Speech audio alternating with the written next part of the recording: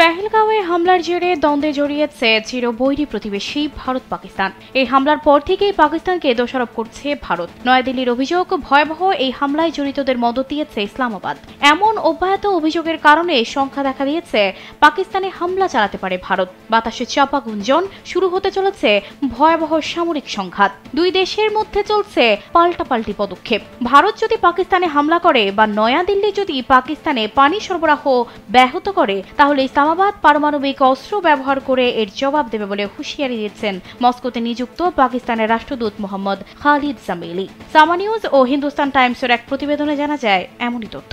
সম্প্রতি রুশ সংবাদ মাধ্যমকে দেয়া সাক্ষাৎকারে খালিদ জামিলি দাবি করেন, ভারত সামরিক হামলার প্রস্তুতি নিচ্ছে। তিনি অভিযোগ করেন, ভারত দায়িত্বজ্ঞানহীন বিবৃতি দিয়ে উত্তেজনা উস্কে দিচ্ছে। তিনি হুঁশিয়ারি উচ্চারণ করে বলেন, যুদ্ধ বাঁধলে ভারতের সংখ্যাগত শক্তির কোনো মূল্য থাকবে না। পাকিস্তানি এই কূটনীতিক বলে, যখন ভারত ও পাকিস্তানের বিষয়টি আসে, তারা সংখ্যাগত আধিক্যের বিষয়টি নিয়ে ভাবেন না। পাকিস্তান যুদ্ধে তার পূর্ণ শক্তি প্রদর্শন করবে। প্রয়োজনে প্রচলিত এবং পারমাণবিক দুই অস্ত্রই ব্যবহার করা হবে।